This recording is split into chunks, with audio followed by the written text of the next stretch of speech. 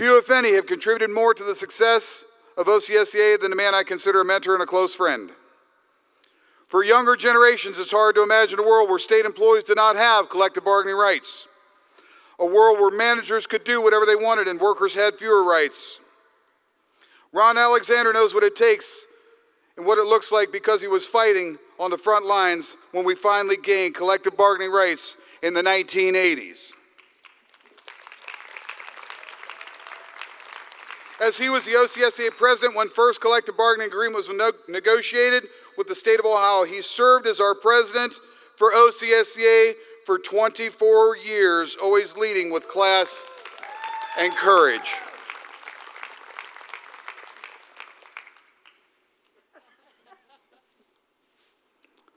As we celebrate this leadership, there is no one more deserving of recognition than Ron Alexander. Now, to pull this celebration off, we had engaged in a little trickery.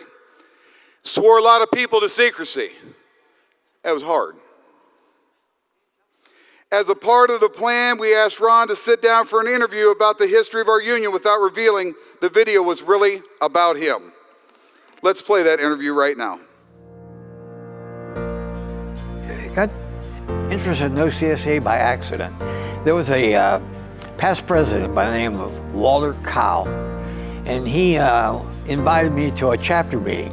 They had it at a brewery where they had a rathskeller downstairs. So he enticed me by saying, "You got free beer." I was a chief steward at ODOT downtown, and I remember winning a case with the director there, and he told me, he said, "So what?" He said, "We don't have any binding arbitration." He said, "I don't have to even pay attention to that." And he didn't. And you know, it kind of hurt my feelings, but nothing I could do about it.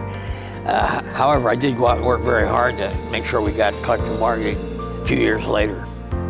People don't know what we went through to keep OCSEA alive. I mean, those are critical years. Ron really was always a very positive force, a very positive voice for how we connected with each other. And Ron really had a lot to do with establishing that culture in the early days after all three of us became affiliates of AFSCME. Collective bargaining was one of the biggest things. We had our friends on the other side of the table.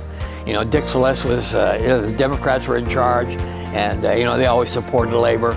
We were under the Rhodes administration prior to that for the last 8 years, and for the last 5 years of the Rhodes administration, we got 0 in wages. So we got 19% in our first contract, over 3 years. And that was huge. One of the most important things that Ron did was made our pensions at OPERS much stronger. What we did is we implemented 3 policies. The first was an anti-privatization policy. OPERS would not invest in companies that privatized our work. That was huge. Also, we were able to pass a responsible contractor policy. And third, we implemented a prevailing wage policy. I believe we owe a debt of gratitude to Ron. Another accomplishment for me, anyway, as a president, I built this building, and that was a major feat, But, I mean, the building is worth twice as much as we paid for it, and it's a great building. The way that he established the expectation that we were all going to fight together for the benefit of our members, for the welfare of our members, I think that's the most profound legacy that any trade union leader can have, and certainly Ron has a claim to that legacy. My father knows Ron, my mother knows Ron, my whole family knows Ron Alexander. See, they grew up in a small town in Belmont County. Little town, probably most of you have never been to, called Lafferty. Ron took all of this value system and these principles he grew up with, and he took it to a higher level with your union and with your broader labor movement. To sum it all up, he took small town values and he had big time ideas and he put those big-time ideas into action with real results to help people bargain for a better life and get ahead. From the beginning of my relationship with Ron, it was obvious to me that his commitment to this union, to you, and to the people that you serve out there every day was the most serious possible commitment that a human being could make.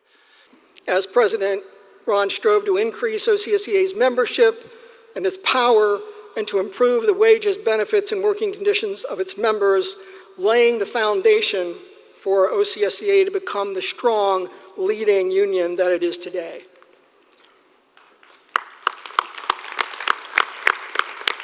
A trade unionist is somebody that sacrifices for the members.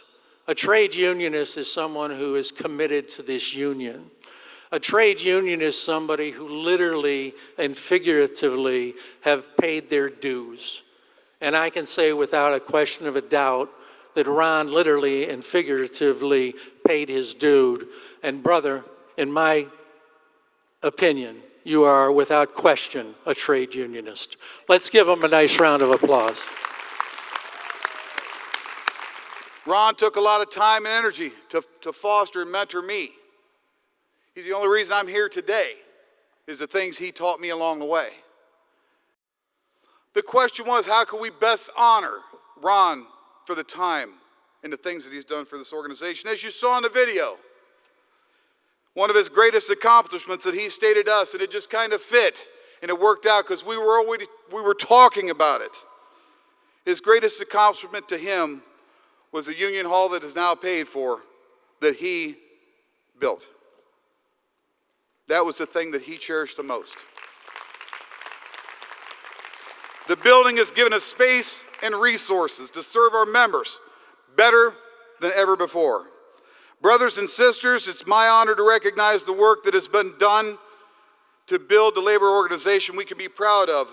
The OCSEA Board of Directors voted unanimously that we shall rename the OCSEA headquarters to the Ronald C. Alexander Hall.